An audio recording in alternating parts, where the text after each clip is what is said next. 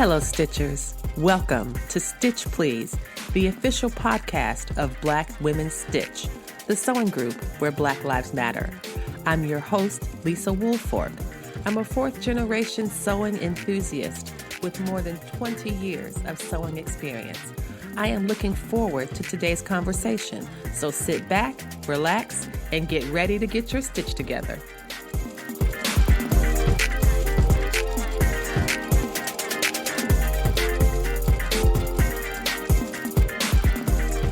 Hello, everybody, and welcome to the Stitch Please podcast. I'm your host, Lisa Woolfork from Black Women Stitch, and I am so excited because I am talking with two of my favorite Instagrammers, y'all, and that would be T. Ray Grover and Crystal Sews and Stuff, who is also known as Crystal Collins, and we are so happy to have them here on the podcast today. If you are a Patreon member, and why are you not? It's only $2 a month minimum, honestly. You will get the video of this conversation, which you will want to have because I can tell you T and Crystal are looking like fire, and me, hashtag always. And we are talking today about Maxi for Mother's Day, or Sew Maxi for Mother's Day. I always connect the two M's, but it's a Sew Maxi for Mother's Day challenge. And I am so happy to have T and Crystal to talk with us about that today. Welcome, friends. Thank you. Hi, everyone. So we are, tell me a bit about this challenge. Now, this is not the first time you have offered the Sew Maxi for Mother's Day challenge. Tell me, how many years have you been doing it and how did it get started? So I guess I'll go first, and then Crystal, you can go ahead and add to it whenever you would like. So we started this is our third year. So we started almost 3 years ago with the challenge. It's been such an amazing experience having this challenge, and we are just so grateful to be able to do this again. We started this challenge a couple of years ago because Crystal and I wanted to contribute to the sewing community by participating in some type of a challenge. And when we first started, we didn't exactly know what we wanted to do, but Crystal said, hey, why don't we do a maxi dress challenge? And I thought, oh, wow, that would be really interesting. I didn't know exactly how that would hold up year after year if we decided to do it annually, but it has been such a wonderful experience. People really love the challenge. Crystal, is there anything you want to add? You sent me a message on Instagram and said you want to do something for Mother's Day. And I was like, oh, yeah, that would be fun. And I said, how about we do a maxi challenge? Because everybody loves maxi dresses because you just throw them on and put some cute sandals on and you just go. Everybody loves maxi dresses. It was springtime. People want to get ready to go to the beach, in the pool. You just want to throw on something and get out the door. So that's why I was thinking about maxis, because that's what I like to wear. To mention that I sent her a message, and that was really interesting and fun because it was my first time really. So I had already known Crystal from YouTube, and we followed each other, and we were real big supporters of each other's work, but we never really had a collaboration until that point. And I remember being really nervous about approaching her and not knowing what she would say, but I was really taken back when she was really, really exciting and exuberant. She was like, yeah, let's do a maxi dress. And the ideas just started flowing. So it was definitely a great experience. Yeah, I like the maxi dress. I like how it seems that both of you seem to come from different directions. Like one person was like, a Mother's Day thing would be good. And then a maxi dress thing would be good. And let's put these together. And I agree, Crystal, with you about the maxi dress. It feels like it's very easy to wear. It's easy to put together. And sometimes because a dress is long, I sometimes call maxi dresses my summer gowns because it's a lot of fabric. They are long, but they can look really nice and dramatic depending on the kind of fabric that you use or how you decide to put it together. It really is a nice, fun thing to put together. And so the two of you got together, and your very first year of doing this, what was on your mind? What did you do the very first year when you started to put things together and put the work out into the Instagram sewing community? So we got together and we said, we need graphics. We need to make sure people notice it's about maxi dresses. And so we went on Canva and we worked together to come up with the graphics to have maxi dresses. And then we started looking on the McCall's and sites and stuff and looking at different patterns that would work well. And then T was looking at a lot of Pinterest stuff. And so she started connecting the Pinterest pictures with the maxi dresses. And so she started putting that on her stories. And then we thought about we needed a prize. And so we did just a gift card to an online PDF pattern store. They closed down with last year, the company that we did the gift card, but we gave a gift because we wanted it to be international and we wanted everybody to be able to participate. But we were like, how can we get prizes to people if they're international? So we decided to do a downloadable PDF pattern so everybody could have access to the prizes. That's how we did it. And we just said, okay, we just use our stuff because what if don't nobody participate? But we want people to try. So we felt like we needed to have some incentive to go ahead and do it. We had such a big turnout. We were just so surprised. Like people were really into it because that time I don't even know if we both had 1,000 followers, even at that point. Maybe just a hair over that. Right. But we didn't have a big following at that time. And I love doing challenges. That's how I even got on Instagram because Renata, who's the Twilight Stitcher, she did the Little Red Dress project.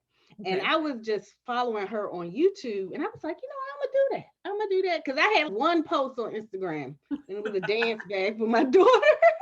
So I had one post and I was like, okay, I'll do this. And so I went on ahead and participated. And I love looking every day to see what everybody made for the challenge. So I was up for doing a challenge myself. Once T asked me, I was like, yes. And what I like about what you just said, Crystal, is that sewing challenges brought you to Instagram. And I think it's interesting to think about the ways in which Instagram sewing community is built around certain almost like group sewing type activities. Either a challenge or a photo post, like you post every day, or you tell a little bit about yourself every day, that there's a way that people decide to come together.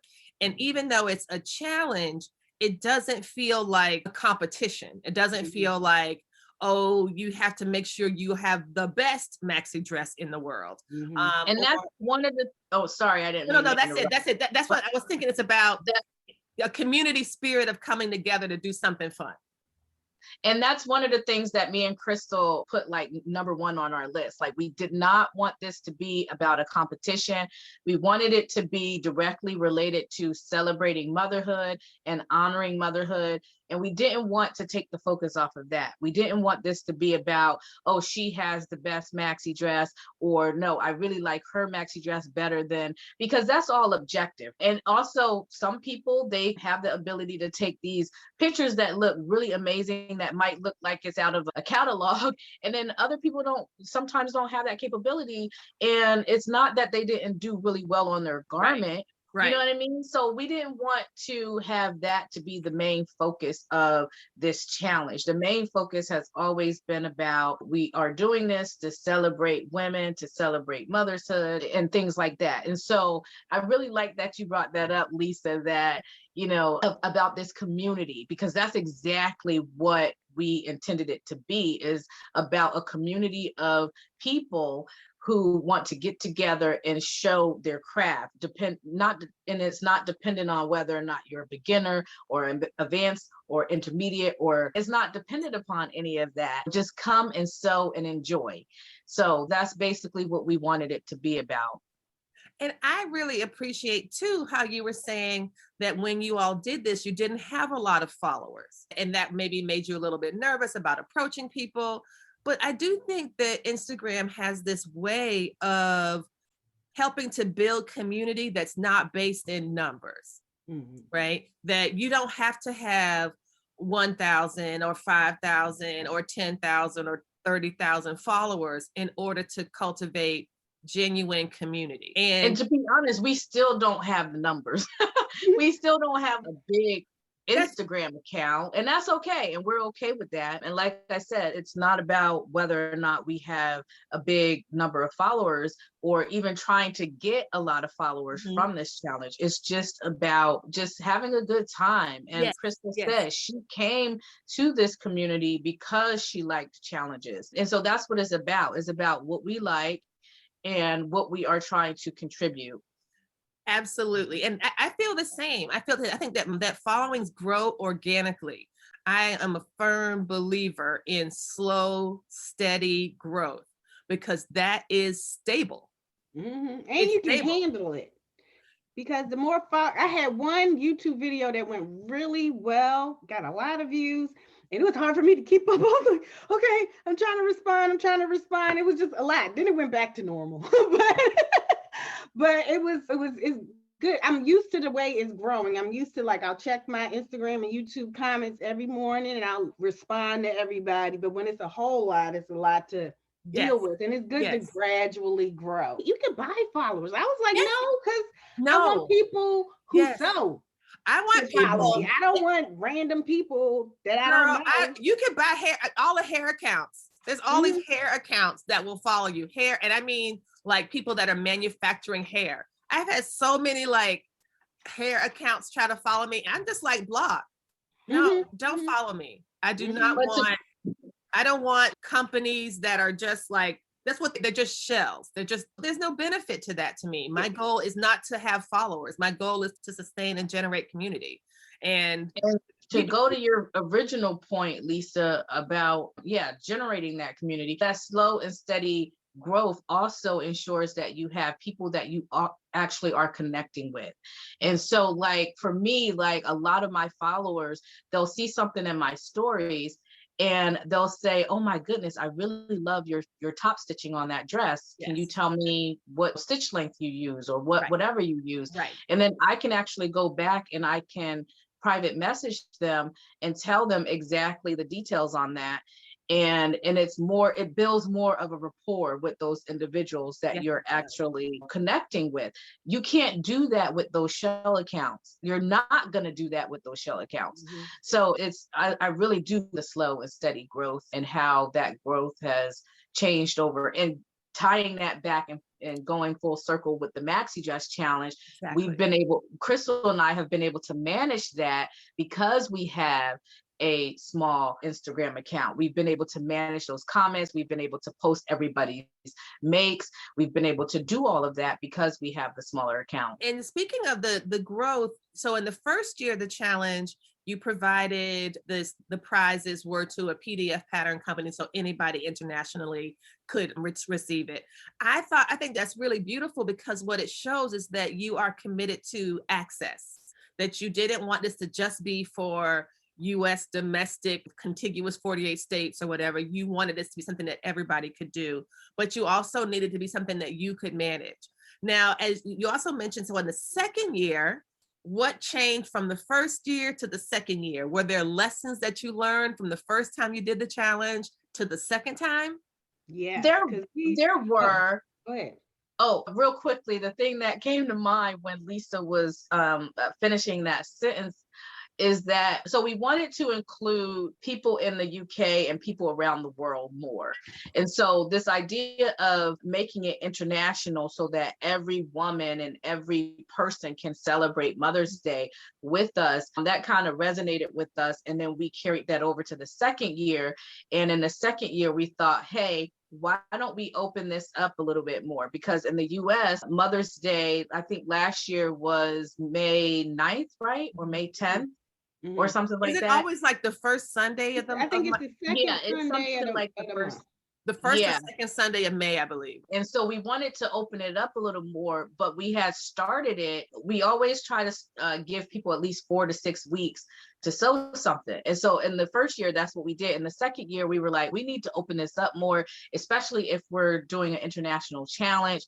And we want to be able to include people around the world, and their Mother's Day might not be around the same time as ours. And by the way, we just found out this year that there is an International Mother's Day, and that's always on, I think it's like May 11th or something like that. Oh, So yeah, it's the International Mother's Day, so everybody can celebrate internationally. But in the UK, I believe their Mother's Day is like a month ahead of March. ours. It In goes March, with yes. the Christian calendar. It's based off of like Easter. So it Yes. changes the way Easter changes. And And so so, but Crystal and I had this bright idea, and we were like, we need to include all of our sisters. And if we open it up a little bit more, then that might allow for more people to join, and they'll be more likely to do it if it's around their Mother's Day. And so it ended up being like the longest challenge ever. So I think it was something like 8 weeks or 9 weeks or something like that. And that was just too long for a challenge. yeah. So we definitely learned from that experience. And this year we were like, maybe we'll just stick to the 4 to 6 weeks, give people a little bit of time, but 9 weeks is definitely too long for a challenge. People tend to forget. We have to keep the energy going throughout the whole 9 weeks. That's a while. Yes. So it's like, it's a little over 2 months. Yeah. It just got to be too long. So for the third, kind of move back to 6 to 7 weeks mark. And you also mentioned that you two personally provided the prizes for the first 2 challenges, that you used your personal funds to provide prizes for the first year and for the second year. But now y'all the second year we did get sponsors. Okay, all right. So you decided to get sponsors. You got sponsors for the second year. Okay, great. Okay, good. And now though, the third year seems like so much changes, so much growth. It feels, would you say that the challenge has grown from the second year to the third year twice as much, or maybe even 10 times as much? Like, how much do you think it has grown from the second year to right now? In terms of what Crystal and I have put into it, it definitely has changed. Our perspective has changed. And you have to understand, throughout each of these years, we're still learning and growing as sewists. And so we're still learning, we're still also learning how to navigate social media. We're still learning how to connect with the community. And so in that respect, as we're changing, the challenge is changing as well. But in terms of like how much of a change in terms of people participating, we won't know that until everybody's entries are in for this year. Right. But we usually get a lot towards right before Mother's Day. We get a big flooding. So every time we're really on it right around that Mother's Day, people are posting, we're reposting. Another big change with the second year was we added that you can do maxi skirts, maxi jumpsuits, and maxi length pants. Because the first year people were like, I don't like to wear dresses. Can we do a maxi skirt? And since we had already said just dresses, we just stuck with that the first year. Okay. But the second year we added more because some people just don't like to wear dresses all the time. But we still wanted to keep that maxi thing going. And so we just went on ahead and added the skirts and pants and jumpsuits. And that really helped because a lot of people like the skirts because a lot of people really wanted to do skirts. And so I think that was a great change to be more inclusive. Yes. And I just want to add what Crystal was saying in terms of changing and opening up the possibility for people to do these different garments. We definitely seen like an increase in participation. People really like the idea of being able to have multiple things that they can choose from instead of just, okay, I'm only stuck with making a maxi dress. I don't want to make a maxi dress. I already made this. I already have 4 or 5 of these in my closet. But when we really opened up the challenge to include the wide leg pants like culottes and things like that and palooza pants and people, that's when we saw a real dramatic difference and people just really gravitated to that. So we were really excited and appreciative that so many people showed out and came out and just did all kinds of stuff. Now this year we have noticed, because I think people are really excited about the Maxi Dress Challenge, like once they saw the flyer, so many people had commented and was like, oh yes, I'm in. And then I think we had so far already 5 entries. And so it's only been a few days. It's been about 5 days, Crystal? Mhm. And so we already have 5 entries. And so we can tell that people are really excited about this challenge. That is wonderful. And I am really glad about it. I want to pivot now and talk a little bit more about patterns. You are listening to a special episode of the Stitch Please podcast, where we are talking with the creators of the So Maxi for Mother's Day Challenge. If you are a Patreon supporter, you can see the video of this episode, but it's free for anyone to listen. So this conversation will continue when we get back from the break. Stay tuned. Black Women Stitch and the Stitch Please podcast are happy to announce that we have another way to connect with our community. In addition to the IG Lives that we do every Thursday at 3 p.m., we also now have a club on Clubhouse. That's right, friends. They done messed up and given me the chance to have a club. Follow Black Women Stitch on Instagram and now on Clubhouse Thursdays at 3 p.m. on Instagram and 3:45 p.m. on Clubhouse Eastern Standard Time. And we'll help you get your stitch together. Welcome back, everyone, to this episode of the Stitch Please podcast, where I am very happy to be joined by Crystal Collins, also known as Crystal Sews and Stuff on Instagram, as well as T. Grover, known as Crumpets Tea and Sewing on Instagram. And they are going to continue to tell us about this fantastic So Maxi for Mother's Day challenge. Here we go. I want to pivot now and talk a little bit more about patterns. Okay. Because sometimes when you start a challenge, you might say, at least for me as a sewist, I'll say, okay, so they're having this challenge about maxi dresses. What are some of my favorite maxi dresses? I know I got a couple 200-300 patterns for maxi dresses. I wasn't about to front and say I got a couple 2-3. I clearly, look, I know we just met in real life, but I'm not a liar. So I have to tell you that I got a couple 200-300 patterns, I'm certain, for maxi dresses. How does one decide what to make? And what made you decide to have it be so open rather than saying, okay, everybody, sew this dress, this view, this company, this whatever? Was there any back and forth about it? Because I think, Crystal, you mentioned that you had a particular maxi dress that you had recently made when you first started to think of the challenge idea, that you had one that was like fresh off the sewing machine, so to speak. And what made you think, rather than having everybody make the one I made, let's just have them make whatever one they like in particular? We wanted everybody to participate. So we didn't want people to have to go out and buy stuff. Because I know when people first start sewing, you might only have 3-4 patterns. And then some people just like to draft their own patterns. I'm not a drafter, but I know some people like to take some measurements and cut it out and they have a dress. And so we wanted everybody at whatever skill level they are, because I haven't been sewing all my life. I was taking sewing classes and stuff like that. And so you could be on elastic skirt level. So we wanted people who were on level 1, because the class I took at different levels, and level 1 was just an elastic waist skirt, just a front and a back and a solid pattern. So that's all you had to do. Right. And so I wanted people who were like level 1 to be able to go ahead and be able to participate. So that was the thing that we wanted to we just wanted everybody to do it, because we didn't want people who know all about understitching and top stitching to only participate. When you first start sewing, you just need to learn how to sew straight. That's right. And then go straight and not over your finger. Yeah.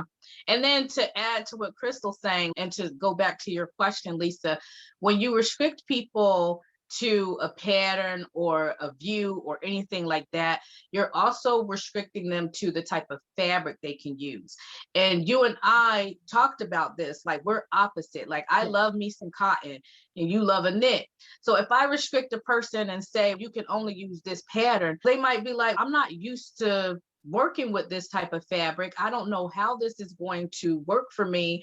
I've never done a mock-up before. You see what I'm saying? Like all these different types of variables start to play a role. Mm-hmm. And then people will be turned off by the idea of even participating in the challenge. And it's not about that. It's about making something that you're going to wear from some kind of fabric that you actually love. So that's another element that me and Crystal talked about too, that we didn't want to do too many restrictions, because we want people to be able to just do whatever they want. And then also, as Crystal said, we want people who are beginners to want to join the challenge as well. Yes, yes. I like that idea of giving people flexibility, right? Because you could absolutely make a dress out of a maxi dress out of a knit or out of a woven. And so people can choose what's most comfortable for them in terms of their skill level, as well as like their weather. You know, that some folks don't need to have a maxi dress that's made out of chambray because that might be too hot where they are, or not warm enough where they are, depending on where they are. So I really like that idea. It's such an exciting challenge. Talk a little bit about, you have sponsors. So you had sponsors for the second year, and now you have sponsors for the third year. Tell me a little bit about them, who they are, what they're bringing to the table, and how you went about asking, because you said earlier that you didn't have that much of a following. And one of the things I love about the second year of the challenge was you felt like it does, because as I said earlier, I don't think it matters how big a following is. I think what really matters is how big your heart is. And you all have such great heart. And this is why organic growth, as we've talked before, is so important. So talk a little bit about the sponsors you have this year and why you're excited about them. So we have LA Finch Fabrics, and I like the quality of their fabric, so we decided to ask them. They have a lot of nice denims and a lot of nice like ITY knits and colorful knits, and because our theme this year is so bold, so bright, so we wanted a fabric company that provides like bright and bold fabric. So that's our theme, is so bold, so bright this year. And so we wanted to include a fabric company. We also have Styles by Eunice. She's providing Ankara fabric, and that's bold. You can't really have a non-bold Ankara fabric. That's the base level of bold. That's the bold. That is absolutely bold. Yes. And then we have Love Notions Patterns. I'm an ambassador for Love Notions Patterns, and I just like their ethic, and they're very inclusive. They're size inclusive. They go from a size extra small all the way up to 5X. And so they have a lot of size options. And then we also have Cashmerette, who is also, they were only doing mostly plus sizes, so size 12 and up, but they're expanding their size range to go from a size 0 and different cup size options. And so we wanted to include them because she loves her some Cashmerette. I'm telling you, the Appleton dress is like one of my TNTs. I feel like that is one of our our prize from Cashmerette. Is it an Appleton dress? Yes. The Appleton dress. Let me tell y'all, there has so many folks in the charter membership of Black Women Stitch have made the Appleton dress. We were joking about calling it the unofficial dress of Black Women Stitch. Seriously, because so many people in the membership, the charter membership, have made this dress. Seriously, it's bananas how many people have made it. I really like it. So it's a beautiful pattern. It's a beautiful pattern. And so that's one of the first things that I thought about, like when Jenny first announced, and Jenny is the founder of Cashmerette Patterns. When she first announced the Appleton dress and the expansions, the size expansion, I said, Crystal, what do you think about asking Jenny to sponsor us for a pattern for this pattern, because it will be a beautiful pattern for people, because she's expanding the sizes, but also it's so easy. And Lisa, since this is your thing and you've made it a couple times, you can attest to this. It is so easy to just lengthen that front and back and make it into a maxi dress. Yes. So easy. So that's what I was thinking about with this particular pattern, that all you have to do is cut on that line and lengthen the dress, and then you have yourself a maxi. So I really like that. But go ahead. Sorry, didn't mean to interrupt, Crystal. So we also have Minerva Fabrics, because we're both ambassadors for Minerva Fabrics, and they're so gracious to have many ambassadors all over the world, different sizes, races, everyone, men and women. And I just like their ethics. I like that they're a very inclusive company. And so we decided to use Minerva. We used them in the second year, and then we decided to go with them again. And I just love how inclusive they are and how they have just such a great. They have a lot of people out there all over the sewing community in different sizes and races. And I just love their ethics. And so we went on ahead and asked them again. And then we have, am I missing somebody? We have Extra by Stacy because she provides beautiful earrings. She has beautiful style, and we like style because we always want to encourage people to style their makes. And that was one of the things when I first started sewing. I started following people who styled their stuff, like Erica Bunker and Anita by Design said, hook it up. Don't just put that dress on, put some earrings on, put some makeup on, wear some cute heels, look cute in it, or wear some cute sandals. Don't just throw it on. Yes, You can have your basic elastic waist skirt, and you can put on a cute top, some big earrings, some heels, and you can work it in your level one outfit. You know what I mean? Belts and ties and sashes. You can decide to do that or not do that. There's all sorts of ways that you can adapt this. And I think styling is a really big part of it. I think that's a really good point. It's another way to encourage people to expand their idea of their sewing, because it's not just about making the dress. That making the dress is a wonderful first step, but if you want this to have life in your closet, it has to do more than just be a dress. It has to be like easy to wear, which is what a maxi dress is. And then you just throw on the accessories or decide how you want to style it, and you are ready.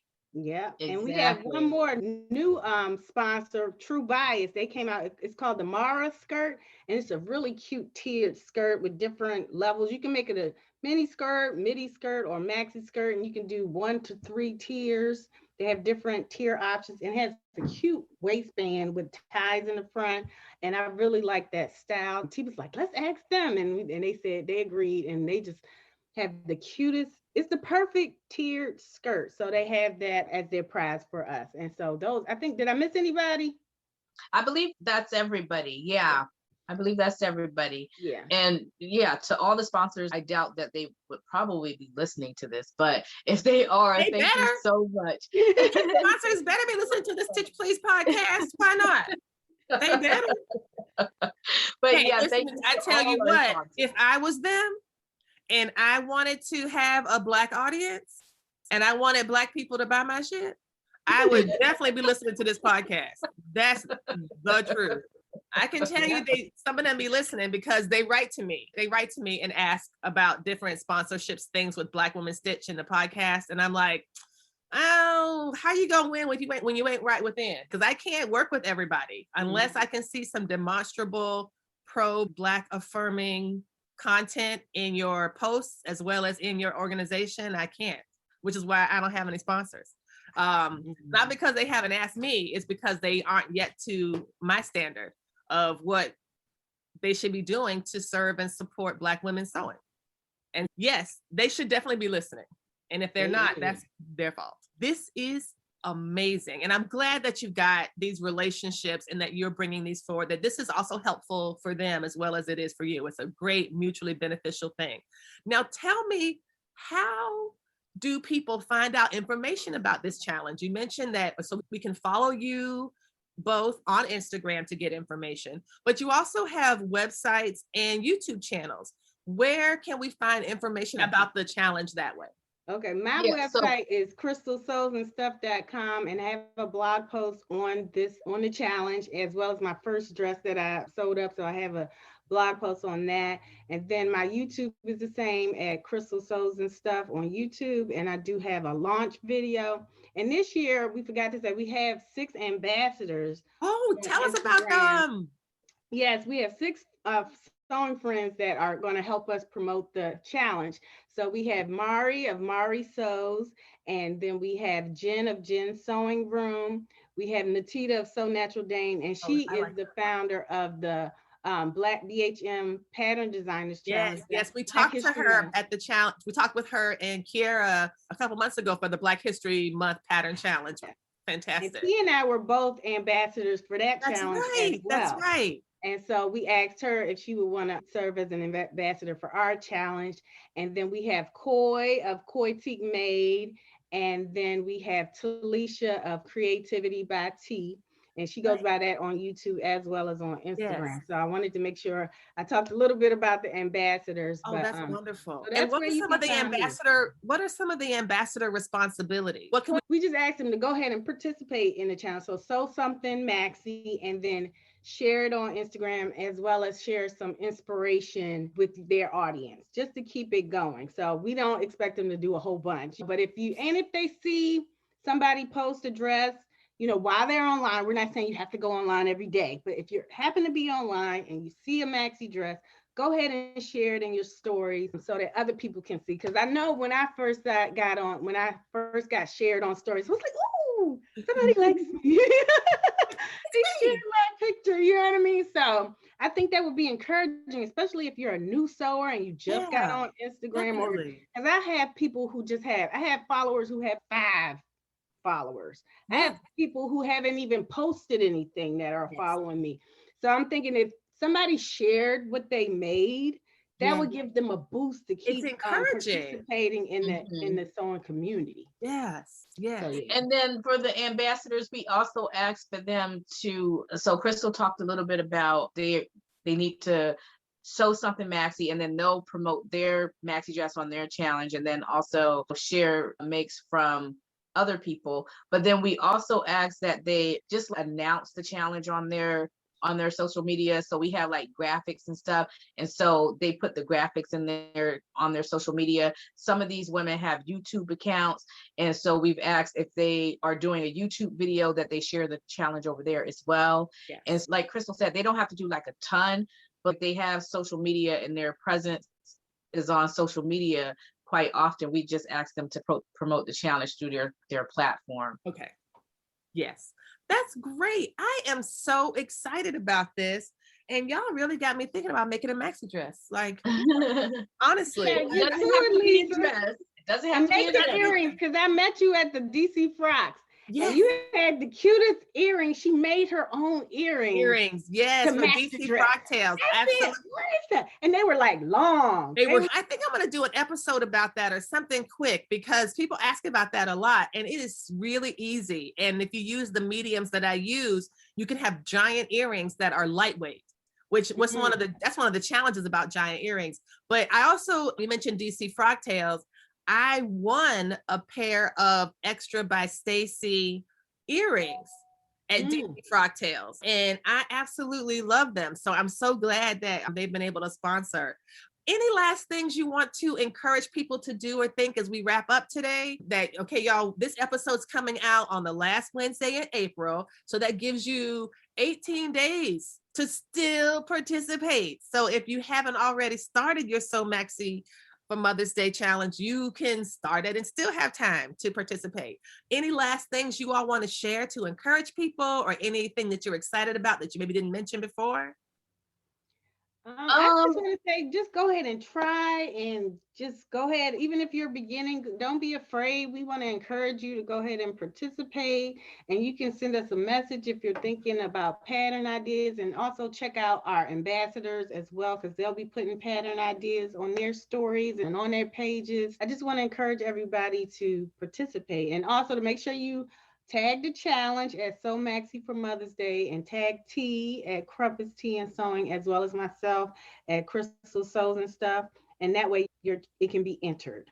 And just check out the guidelines. T, you can go over the guidelines. That would be good.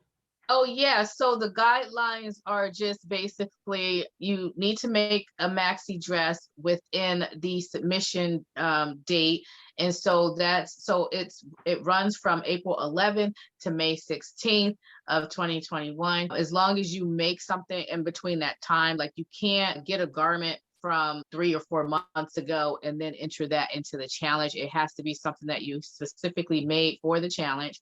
So that's one of the guidelines. As Crystal mentioned earlier on in the podcast, it needs to be bold and bright.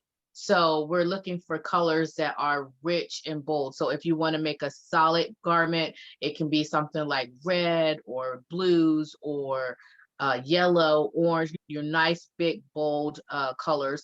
Or you could do a bold print. So you could do something like a nice big polka dots, or nice big floral designs, or something bold, or animal print, or anything like that. So that's another thing that's different from the previous years. We've never had a theme. And so this year we have a theme. And so we're really excited about that theme being so bold, so bright. It seems to be something of a trend this year, seeing a lot of people make bright things or show a lot of bright and bold colors. Yes. And so we wanted to do something along those lines. And then also the other guideline, Crystal talked about that. You just make sure that you tag us at Crumpets Tea and Sewing and at Crystal Sews and Stuff. And then also use the hashtag #SewMaxi for Mother's Day. And then I think that's about it. I think so. It's relatively simple and easy. We try to keep the guidelines and the rules at a minimum. Again, our goal is to get people to participate. We don't want people to focus too much on the rules and then not want to participate. So we try to keep the rules pretty limited. But yeah, I just wanted to add that I'm really excited about the challenge. I have highlights on my Instagram that you can go for inspiration. There's a lot of Maxi inspo in there from Pinterest.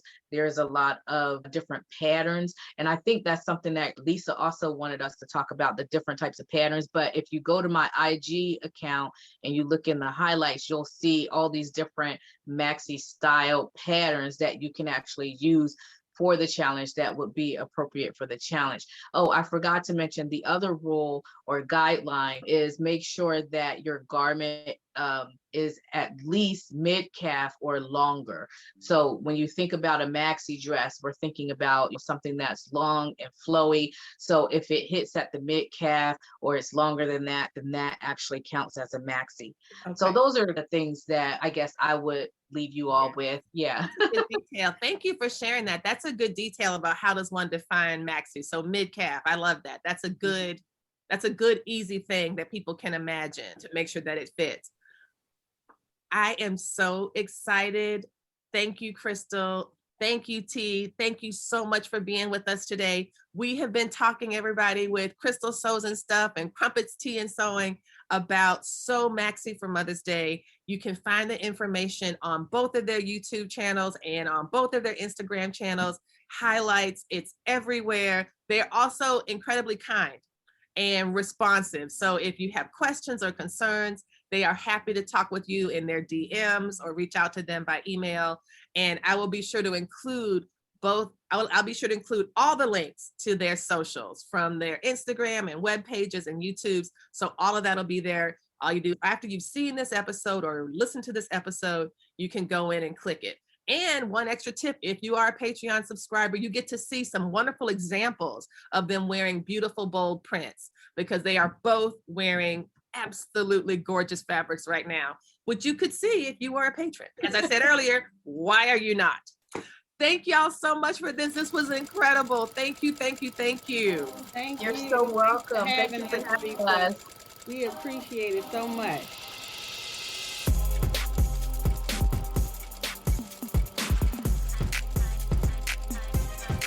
You've been listening to the Stitch Please podcast, the official podcast of Black Women Stitch, the sewing group where Black Lives Matter. We appreciate you supporting us by listening to the podcast. If you'd like to reach out to us with questions, you can contact us at blackwomenstitch@gmail.com. If you'd like to support us financially, you can do that by supporting us on Patreon, Patreon. And you can find Black Women Stitch there in the Patreon directory. And for as little as $2 a month, you can help support the project with things like editing, transcripts, and other things to strengthen the podcast. And finally, if financial support is not something you can do right now, you can really help the podcast by rating it and reviewing it anywhere you listen to podcasts that allows you to review them. So I know that not all podcast directories or services allow for reviews, but for those who do, for those that have a star rating or just ask for a few comments, if you could share those comments and say nice things about us at the Stitch Please podcast, that is incredibly helpful. Thank you so much. Come back next week and we'll help you get your stitch together.